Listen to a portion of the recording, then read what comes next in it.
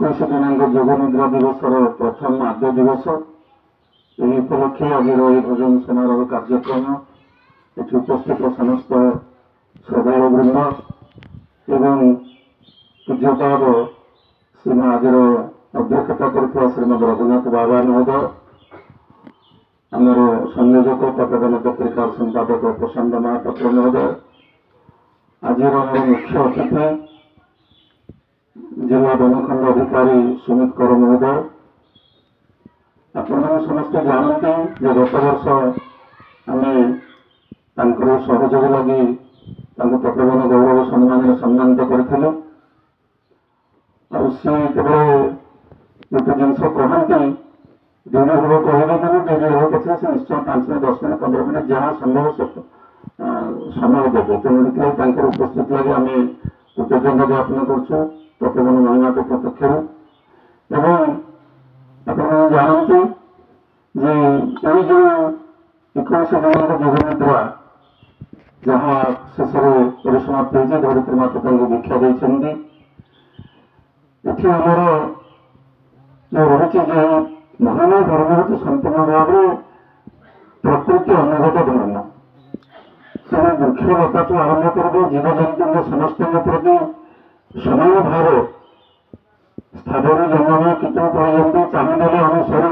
सकल घटर पूरी समय नुहे सामगर कर। तेणु मनुष्यटी पिंपुड़ी कहतु मनुष्यटी उपरोक्त स्तर आहरी बड़ से 3 मास हाथी कथा कहतु जिते भगवान सुस्थ प्राणी जगत और जिते उद्भिद अच्छे लक्ष लक्ष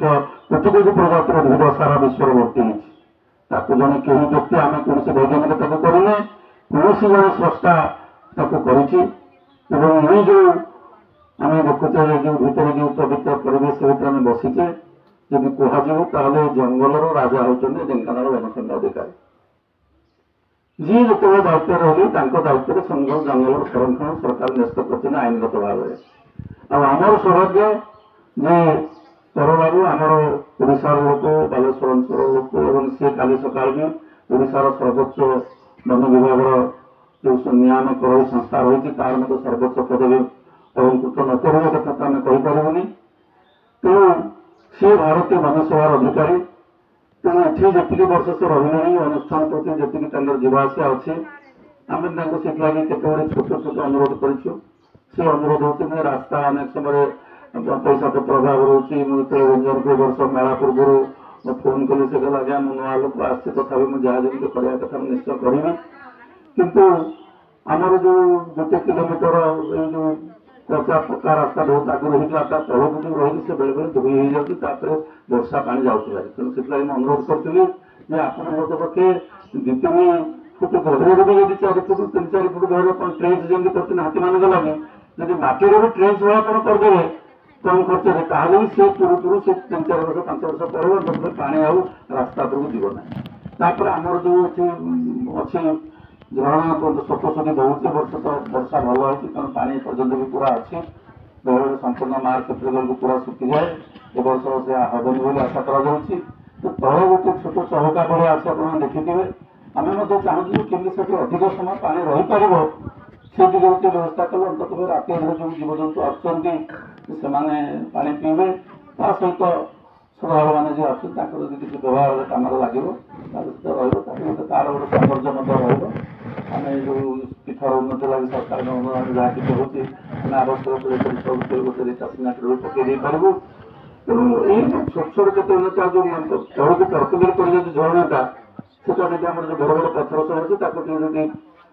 समान से 2 साइड को कर दिया गोटे सुंदर भाव हम और गछपत्र केमती लगे आम भी जिलापाल अनुरोध करूँ उद्यान विभाग सहयोग आम ये भू संरचना पाहाच जो आसुँच पाँचर कड़ कड़े किसी फ्लावरिंग करते गोटे आप चिंता करूँ आम जो ये कनियर अच्छी पेंथी कनियर जोटा कुंची कनियर कहुए से भाया गच जब आम 4-5टा दीपटे लगे तो सी बड़ होकर कहीं कौन फूल फुटिक तार गोटे स्वतंत्र नैसर्गिक शोभा आसो। तेणु एमती अनेक छोट छोट कम भी अच्छी आम जब चाहिए समस्त प्रशासनिक सहयोग आम कर। तेणु आज एभली एक पवित्र दिवस उपस्थित लगे मुझे कृतज्ञता ज्ञापन करुच्ची सी निजे मेला समय आसबार थिला मेला समय आसी पार नथिले तेणु आपण आसिले आपणकर राजकार्य सहित कारण ये जहाँ केमती अनुष्ठान नुह ये प्रकृतिर संरक्षण दायित्व आपण अच्छा तेणु एक केमती आहरी भल भाव में संरक्षण करें जो जलस्रोत अच्छी से जलस्रोत केमती आम अक्षुण्ण रखिपर जो जलाशय भाया किसी पा रोचे दीर्घ समय धरिकी केमती अधिक समय खरादिन पिरियड समय रखिपर से सब कुटरा हरिका सब अच्छे पाखे से भी भोगांती बाबांश शुणी पाती पर तेणु से पानी टोपे पाइबापी आड़ साड़ जीवे ये पानी टोपे सुविधा पाइपर तेणु सब प्रकृति की नहीं धर्म